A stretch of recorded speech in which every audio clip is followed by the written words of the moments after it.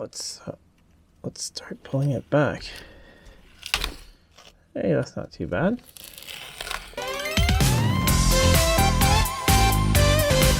Welcome back to Live With a Classic, and the work continues on the X-Type.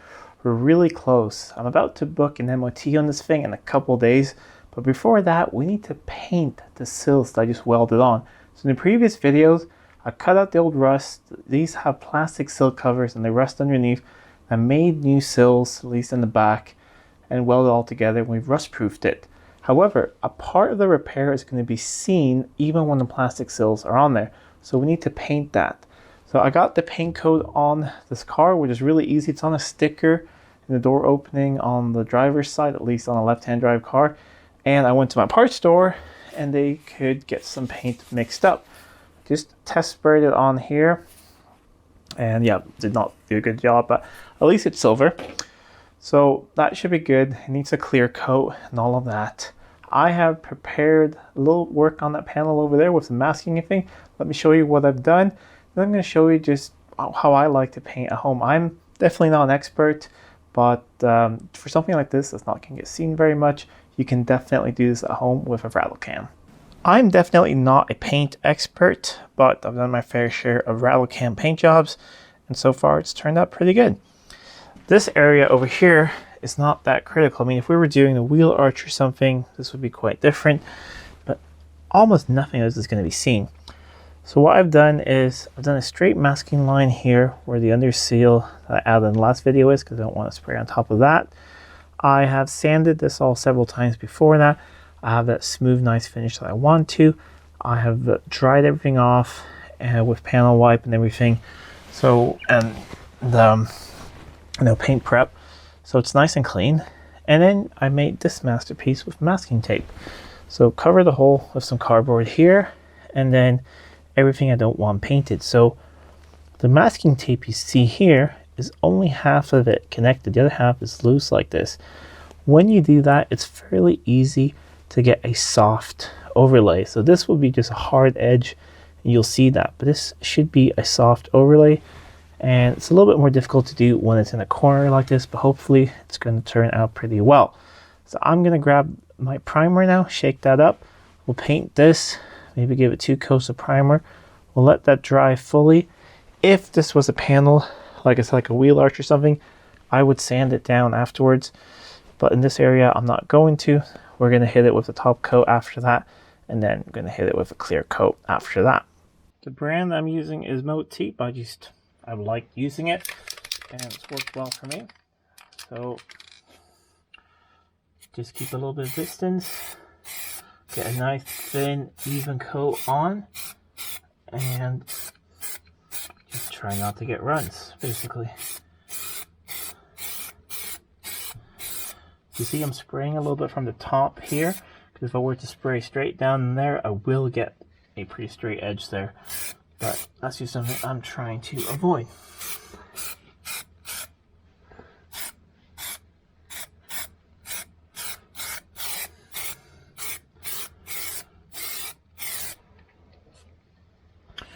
And if you get a little bit of run there like I did, not really that huge of a deal. Since it's down here, I'm not going to see it. If it was up there, that would be a little bit more of a deal. But pretty happy with that. I am going to let this dry. I have my workshop heat up turned up pretty high. If you do not have the ability for it to get really hot, you can use something like a hairdryer or a hot air gun to heat this up to get it to cure a little bit faster. I'm going to let this dry once, hit it with one more coat, and then we'll come back with the metallic color coat.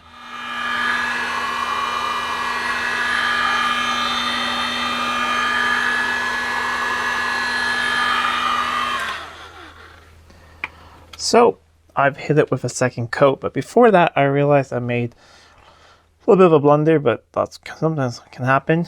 Late at night, I forgot to mask this bit here. I didn't get any overspray on it luckily, but I masked it all up. Now the whole bottom of the door, so that's not an issue, but yeah, that was silly of me to forget that, but luckily I didn't hit it with any paint.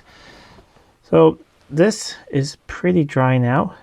If this part here was visible, I would sand it down here. However, that little run doesn't matter. It's very, very tight here with the car next to this bookcase, so it's hard to keep a good distance with the spray can. But this is pretty nice and dry. I'm going to heat it a little bit more, let it sit for maybe half an hour more, and then we will hit it with the next coat.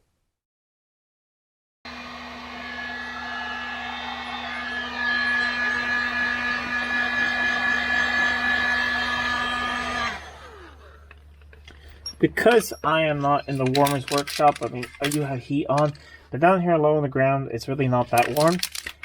I have heated the can a little bit carefully. You could also just bring it inside for a bit, but done that, and I've heated the metal a little bit. So hopefully, we're going to get a pretty good result. Read instructions on every can you have. This is a mixed paint that I haven't used before. So they want 2 to 3 coats, and then they want 5 to 10 minutes between each coat. So let's try that.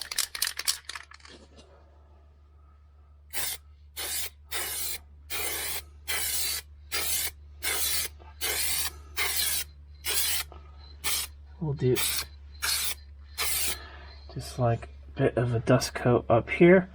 Let that settle for a bit. I was just really trying out the spray pattern on here first. Remember, this part's not going to be seen. We're just worried about the part up here. But now we can spray again.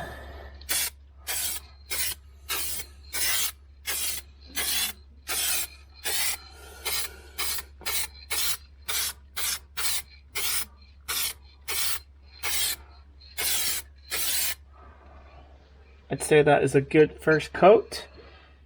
I'm going to wait about 5-10 minutes, apply another coat, and then we'll see what it looks like after that, if we need a third coat or if 2 coats is enough. Just applied the second coat, and I'm really, really happy. Looks good, looks to have good cover, and it's absolutely gorgeous. So I'm going to leave that alone because I need enough paint for the other side. And if I have some left over, I may just fix a couple of stone chips on the car if it seems to be a good paint match. But let me let this thing dry fully, and then it's just some clear coat, and then the exciting part, pulling back the tape and seeing how it looks.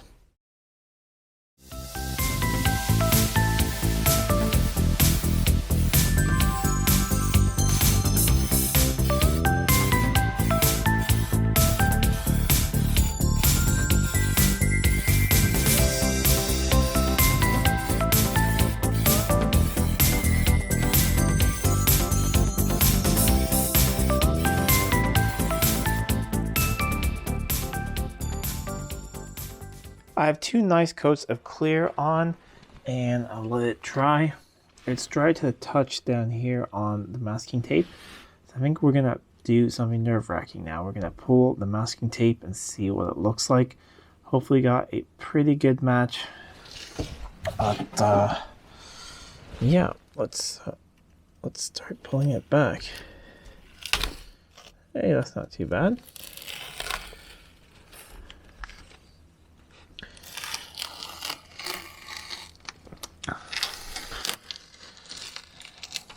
Definitely a little bit of a difference. You can see it right there.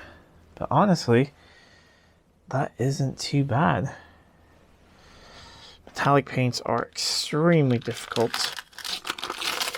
to get right. I mean, I've had cars which have been professionally painted, like a door or a fender or wing, whatever you want to call it, on a car. And the car's been metallic, and it's been very difficult to get that looking good.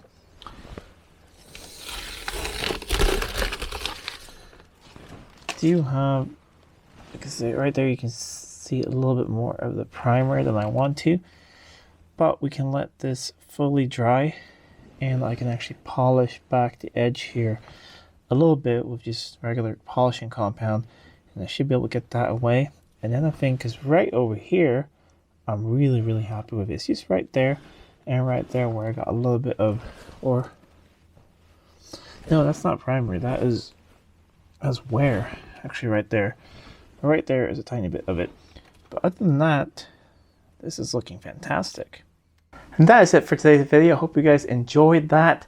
It of course is a Rattle can spray job, and it won't be perfect, especially when dealing with metallic paint. If you have a solid paint, you can get it really good.